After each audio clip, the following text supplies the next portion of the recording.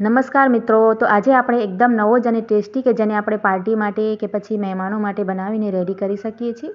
બનાવવાનું ખૂબ જ સરળ છે અને ખાવામાં ટેસ્ટી અને હેલ્ધી છે. તો ચાલો બનાવવાનું શરૂ કરીએ. તો તેના માટે આપણે એક બાઉલમાં અહીંયા 2 કપ ઘઉંનો લોટ લઈ લેવાનો છે. તમે આ નાસ્તો મેંદાથી પણ બનાવી શકો છો. તો અહીંયા મેં 2 કપ ઘઉંનો લોટ લઈ લીધો છે અને એક મોટી ચમચી સૂજી એટલે કે રવો ઉમેરી દઈશું. તેનાથી નાસ્તો સરસ ક્રિસ્પી બનશે. અડધી ચમચી એટલે કે સ્વાદ અનુસાર મીઠું નાખીશું અને અડધી ચમચી અજમાને આ રીતે હાથમાં ક્રશ કરીને તેમાં એડ કરી દેવાનો છે. અડધી ચમચી ચીલી ફ્લેક્સ નાખવાનો છે અને ઝીણા સમારેલા ધાણા એડ કરી દઈશું. અને હવે આપણે તેમાં 2 ચમચી તેલ નાખવાનો છે મોયણ માટે. એનાથી નાસ્તો ક્રિસ્પી બનશે અને બધી જ વસ્તુને સરસ રીતે મિક્સ કરી લઈશું. હવે લોટમાં મસાલાને સારી રીતે આપણે મિક્સ કરી લેવાનો છે. આ રીતે મિક્સ થઈ જાય ત્યારબાદ આપણે અહીંયા પાણી લઈ લઈશું અને તેમાં થોડું પાણી ઉમેરતા જઈશું. અને આપણે સમોસા માટે જેવો લોટ તૈયાર કરીએ છીએ ને એવી જ રીતે આપણે લોટ બાંધી લેવાનો છે. થોડોક સખ્ત બાંધવાનો છે. તો અહીંયા મેં લોટ બાંધી લીધો છે અને હવે આપણે તેને 5 મિનિટ માટે ઢાંકી દઈશું અને તેના માટે એક ફિલિંગ રેડી કરી લઈશું. તો અહીંયા ગેસ ઉપર એક પેન રાખી લીધો છે. તેમાં 2 ચમચી તેલ આપણે એડ કરી દેવાનું છે. તેલ ગરમ થઈ જાય તો અડધી ચમચી જીરું નાખી દઈશું અને ત્યાર પછી આપણે 2 થી 3 મીઠા લીમડાના પાન તેમાં એડ કરી દઈશું. સરસ રીતે ક્રેકલ થઈ જાય ત્યાર પછી મેં અહીંયા ઝીણી સમારેલી ડુંગળી લઈ લીધી છે, એક મીડિયમ સાઇઝની. તેને પણ એડ કરી દઈશું. ડુંગળીને આપણે સાંતળી લઈશું. ટ્રાન્સપેરન્ટ થઈ જાય ત્યાં સુધી આપણે ડુંગળીને સરસ સાંતળીને રેડી કરી લઈશું. આપણે તેનો રંગ ચેન્જ નથી કરવાનો. ત્યારબાદ મેં અહીંયા બોઇલ કરેલા વટાણા લઈ લીધા છે અડધો કપ. તે પણ આમાં એડ કરી દઈશું. તમે અહીંયા બીજા કોઈ શાકભાજી પણ એડ કરી શકો છો તમારી પસંદના. હવે આપણે વટાણાને પણ સારી રીતે ફ્રાય કરી લેવાના છે. અને ત્યાર પછી અહીંયા 1.5 ચમચી અદરક અને આદુ અને મરચાંની પેસ્ટ આપણે નાખી દેવાની છે. તો તમે જેટલું તીખાશ ખાતા હોય એટલી તમે મરચાંની પેસ્ટ નાખી શકો છો. મેં અહીંયા 2 થી 3 લીલા મરચાં અને આદુનો ટુકડો અધકચરો ખાંડીને તેમાં એડ કરી દીધો છે. તમે ઝીણા સમારીને પણ નાખી શકો છો. 5 ચમચી હળદર નાખી દઈશું. અડધા ચમચા લાલ મરચાંનો પાવડર એડ કરીશું અને અડધી ચમચી ધાણા જીરો નાખી દઈશું. અને મસાલાને સરસ રીતે સાંતળી લેવાનો છે. તમે બાળકો માટે બનાવતા હો તો મરચાંની માત્રા ઓછી કે કરી શકો છો. હવે આપણે અહીંયા બોઇલ કરેલા બટેકા લઈ લીધા છે. 2 થી 3 આપણે બોઇલ કરેલા બટાકાનો છૂંદો કરી લીધો છે અને આને નાખી દઈશું અને ચમચાની મદદથી તેને સરસ રીતે મેશ કરી લઈશું. અડધી ચમચી લીંબુનો રસ એમાં એડ કરી દેવાનો છે. તમે ચાટ મસાલો પણ એડ કરી શકો છો. અને હવે ઝીણા સમારેલા ધાણા એડ કરી દઈશું ને સરસ આપણી ચટપટી ફિલિંગ રેડી થઈ ગઈ છે. તો હવે આપણે અહીંયા ગેસની ફ્લેમ ઓફ કરી દઈશું અને એમાં બાઉલમાં તેને ટ્રાન્સફર કરીને તેને ઠંડી કરી લઈશું. અને હવે આપણે અહીંયા લોટને પણ ચેક કરી લઈશું. તો લોટ સારી રીતે આપણો સેટ થઈ ગયો છે.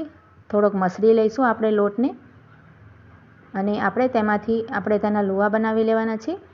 તો થોડાક મોટા આપણે બનાવી લઈશું તેને લુવા અને આ રીતે તેને વણી લેવાની છે રોટલીની જેમ. તેની ઉપર થોડો કોરો લોટ નાખીને આપણે સરસ રીતે પાતળી વણવાની છે. રોટલીની જેમ જ આપણે તેને વણીશું. તો ફ્રેન્ડ્સ, તમે આ નાસ્તાને એકવાર જરૂરથી ટ્રાય કરજો. ખૂબ જ ટેસ્ટી અને એકદમ ન્યૂ નાસ્તો છે. તો તમને જરૂરથી પસંદ આવશે. તો અહીંયા તમે જોઈ શકો છો આ રીતે એની પાતળી રોટલી મેં વણીને રેડી કરી લીધી છે. અને હવે અહીંયા આ રીતે આપણે વાટકી કે આ રીતે ઢાંકણ લઈ લેવાનું છે અને તેની આપણે પૂરીઓ રેડી કરી લઈશું. આ રીતે સર્કલ્સ તેના 2 મેં રેડી કરી લીધા છે. તમે નાની પૂરી પણ વણીને રેડી કરી શકો છો. હવે આપણે એક પૂરીને લઈ લઈશું, એની ઉપર રાખી દઈશું અને જે આપણે બટેટાની ફિલિંગ રેડી કરી છે ને તેને આપણે આમ વચ્ચોવચ્ચ રાખી દઈશું.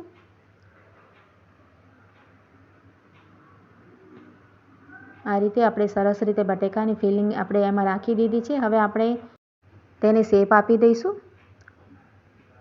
આ રીતે તમે વિડીયોમાં જોઈ શકો છો એ રીતે આપણે તેને ચારે બાજુથી આ રીતે એને ફ્લાવરની જેમ રેડી કરી લેવાનું છે અને વચ્ચેથી અને ચારે બાજુથી તેને પેક કરી લેવાનું છે સરસ રીતે.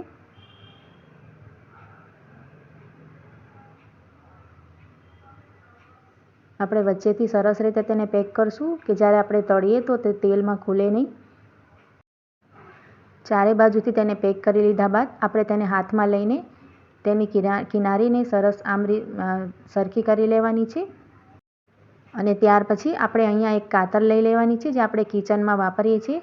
તે જ કાતર મેં અહીંયા લઈ લીધી છે અને તેની કિનારીને તમે જોઈ શકો છો એ રીતે આપણે ઉપરથી કટ કરી લેવાની છે ચારે કિનારાને. આ રીતે આપણે તેને કટ કરી લઈશું અને પછી તેની જે પાંખડી છે ને તેને આપણે આ રીતે ફ્લાવરની જેમ ફોલ્ડ કરી લેવાની છે. ગોલ તેને ફ્લાવર શેપમાં આપણે આ રીતે સેટ કરી લેવાની છે. તો નાનું આપણો ફ્લાવર ઉપર બનીને રેડી થઈ જશે.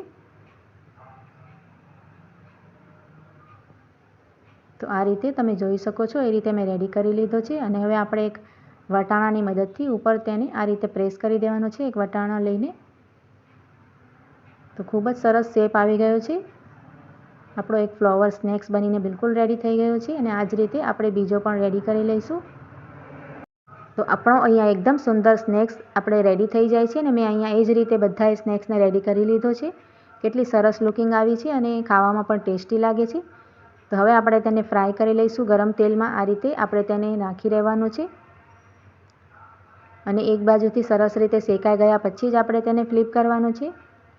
તો મિત્રો, આ સ્નેક્સને તમે એકવાર જરૂરથી ટ્રાય કરજો. બધાને ખૂબ જ પસંદ આવશે. અને જો તમને મારી આ રેસિપી ગમતી હોય તો તેને લાઇક, શેર અને કમેન્ટ કરવાનું બિલકુલ ના ભૂલતા. મારા ચેનલ પર તમે નવા હો તો મારી ચેનલને સબસ્ક્રાઈબ કરી દેજો. તો આ રીતે એક તરફ કલર આવી જાય પછી આપણે તેને ફ્લિપ કરી લઈશું અને બંને બાજુથી ક્રિસ્પી થઈ જાય ત્યાં સુધી આપણે તેને ફ્રાય કરી લેવાનું છે. તો ખૂબ જ સરળતાથી અને એકદમ નવો જ નાસ્તો બનાવીને આપણો રેડી થઈ જાય છે. એમાં તમે જોઈ શકો છો સરસ કલર આવી ગયો છે. અને આ રીતે કલર આવી જાય પછી આપણે તેને પ્લેટમાં લઈ લેવાનું છે. તો બિલકુલ રેડી છે આપણો ફ્લાવર સ્નેક્સ.